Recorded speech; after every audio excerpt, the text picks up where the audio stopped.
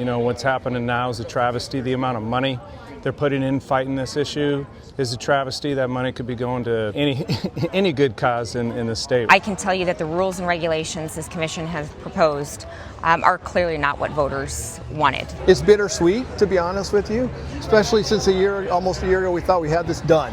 Hey, it's Dan Parsons with the Go Fact Yourself update on the medical marijuana issue. We're here at the state office building where once again there's a hearing in front of the Medical Cannabis Commission to try and honor once and for all the wishes of over 70% of Nebraskans who voted to legalize medical marijuana. We're going to talk to patients, we're going to talk to politicians, we're going to talk to state senators, people who care about this issue are advocating for the rights of thousands and thousands and thousands of Nebraskans to legalize medical marijuana once and for all. Crista, another day of frustration. Hopefully it won't be frustration, but that the Medical Cannabis Commission is meeting today, and there's already a lot of people here supporting the cause. So what do you hope will happen today? You know, today is a day that, because voters passed these initiatives last November, this is their opportunity to voice their opinions, their frustrations, their support, whatever it may be, on the rules and regulations that the Medical Cannabis Commission has proposed. As advocates, as a parent, as someone who has been leading this ballot initiative for many years, I can tell you that the rules and regulations this commission has proposed are clearly not what voters wanted. That is not what voters demanded. Every step of the way, we have seen a complete lack of transparency, public comment that has gone on and on and on at every meeting, just to then see them push something else through that they clearly are already going to do. So I hope today is a very loud showing of the disgust, the disappointment, the frustration and anger that people of the state have. I get to hear it every day. These commissioners that have supposedly written these rules and regulations, they need to be hearing it. And we know that people are reaching out through email. We know people are going to show up today. And I hope people speak from their hearts, speak from the depths of the darkness that this process has been for many of us. It's hard to know what to say. You feel like you've said the same thing over and over and over, and it doesn't make a difference. But I hope today is a step that does make a difference. And at the end of the day, if it doesn't, we will know that this commission clearly has no intention to do right by voters. They have no intention to make this a system that works, that functions for patients.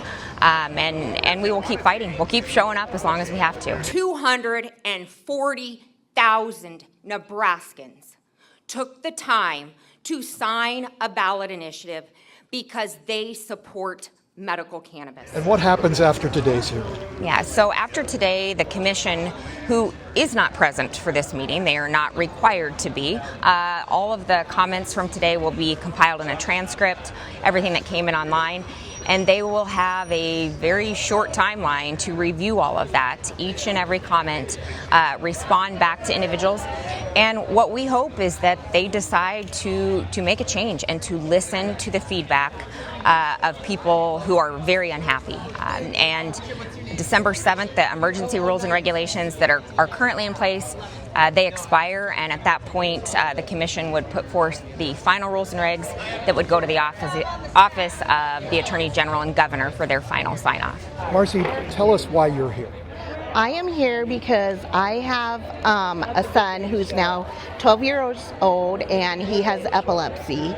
And he takes lots of meds, and I am just looking for a more natural way instead of all the different meds he's on. And how frustrating is it for the patients to continue to see the state prevent you from getting this medicine from your son? I think it is very frustrating because I feel like they don't know what we even live day to day, giving him all these meds, what they could be doing to him as he's growing. they should have no say in it. And then to try to limit it, like they don't know what we go through sitting in line at Walgreens every other day trying to pick up meds, and then saying there'll be one place for all these people to go. Like, I don't have that kind of time to sit in line for hours. I just wish they could get out there and see what some of us go through. The only people that they are hurting are the kids. State Senator John Cavanaugh, you're here for the medical marijuana hearing. So talk about why you're involved in this issue and why it's so important. Well, I'm involved because there are real people who are impacted by this issue. There are families trying to get medicine for their parents, for their children, for themselves, Nebraskans, who are just trying to treat their illnesses. And the voters voted resoundingly that they want this and they want people to have this opportunity. And then we have the political elites, like the governor, co-opting this board to advance his political agenda and undermine the will of the voters and the hopes of these patients. And so I think it's really important that we have elected leaders standing up and forcefully pushing back on this. These regulations make it effectively not accessible in the state of Nebraska. These violate the spirit and the will of the people. So what's the status of your complaint? The complaint I filed against the regulations is still sitting out there. We have a hearing scheduled for October 31st, hoping to address some of those issues then and just continue to pursue it. But ultimately, the ball is in the court of the legislature at this point to pass some legislation to give voice to the will of the voters.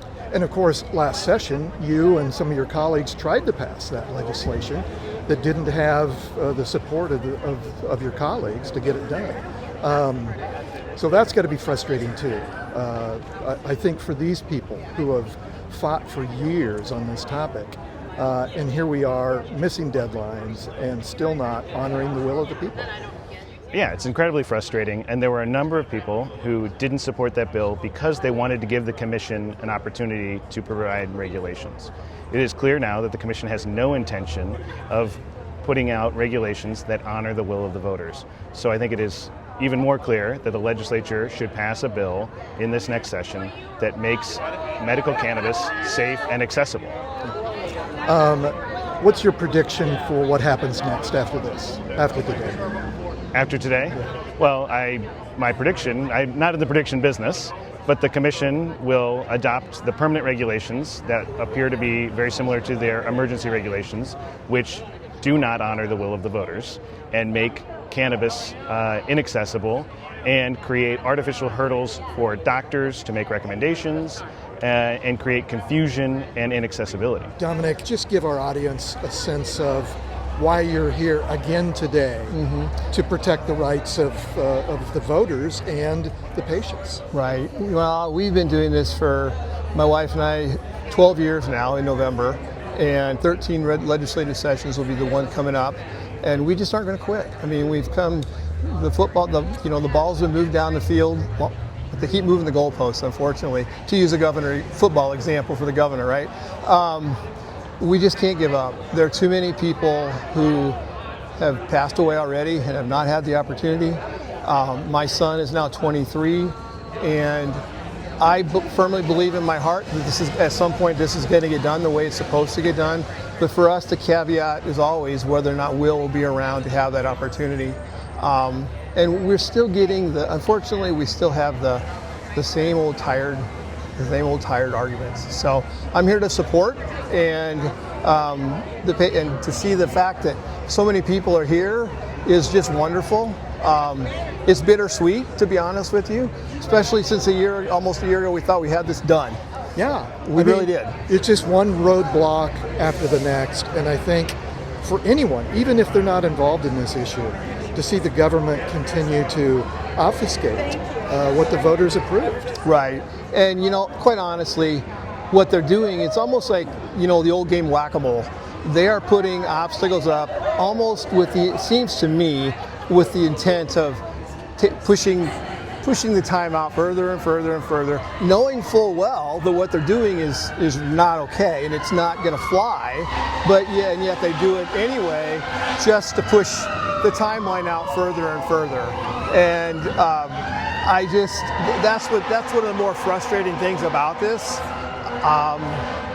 And we have some politicians that love to wear their Christianity on their sleeve, and they're all about, we're going to protect people, and yet here we are, with this idea of Christianity. If Jesus were here, I don't think he would be doing what they're doing. He would be helping the suffering and the sick and the vulnerable. He wouldn't be chastising us, basically calling us criminals.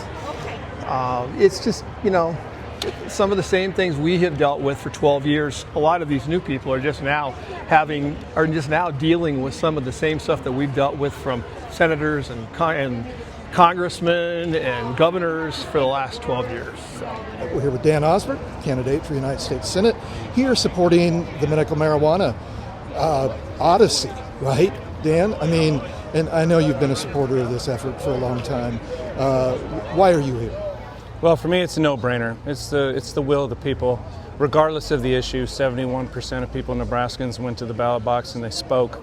And, what's happening now is a travesty. The amount of money they're putting in fighting this issue is a travesty. That money could be going to, any good cause in the state, right? But instead, this is what they're focusing on. Again, this is fighting the will of the people, and I certainly got a problem with that. It's a threat against our democracy and how we do things here.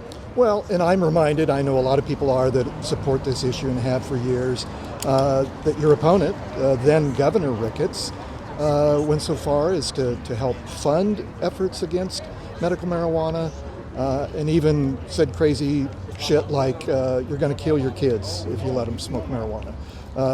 Your thoughts on your opponent's efforts to stop this in the state? Complete waste of money. He should be using that money for good, right? And by that I mean efforts to help people with mental health, help people that have addiction problems, and by the way, this is not an addictive substance, but people who have addiction problems that have fallen flat on their face due to opiate addictions from injuries they've had at work.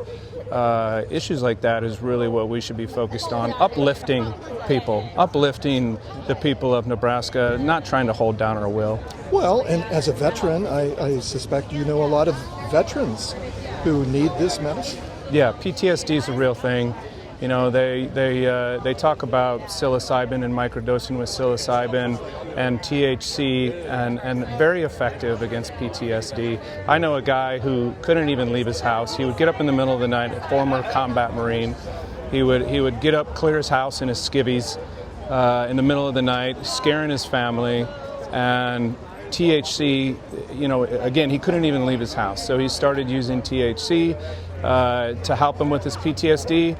A year later, he was marching in a parade, and so that's the benefits that it has, and the fact that they can't see that as a medication, they need to open their eyes. Patty Pansing Brooks, candidate for the Nebraska legislature, former state senator, you're here supporting the medical marijuana effort. Talk about that a little bit. I don't think there was anything more moving than that first hearing that we saw. I think it was in 2015 or 14, and having these kids there. And I was vice chair of the Judiciary Committee, and Senator Seiler was the chair, and he had the medical marijuana issue go last. And during that time, we witnessed kids having seizures. We witnessed all of the trauma that these kids are going through. It was a terrible thing. We made a promise that we would always have them first from that point on because of the difficulties that we saw firsthand. And here we are, and all these years later. All these years later, nothing has been fixed. I don't want heroin on the streets, but doctors have it in their medical kit to be able to use. Same with opioids, same with all of that. So why we are still struggling on something that we know works and helps affect our most vulnerable people. Whew, what an episode. Man, oh man. Hey, my sincere thanks to everyone who went on camera for this episode. As I think all of you know, we've been following this issue for some time now, and we've gotten to know so many of these tireless workers and supporters of medical cannabis here in Nebraska. I want to especially thank Crista Eggers, for her tireless work to get this across the finish line. And I want to point out and thank Dominic Gillen and his family for your, 20 years of work on this issue to bring relief for patients here in our state. We'll continue to follow this issue and hold those in power in this state to account and to uphold the wishes of the Nebraska voters.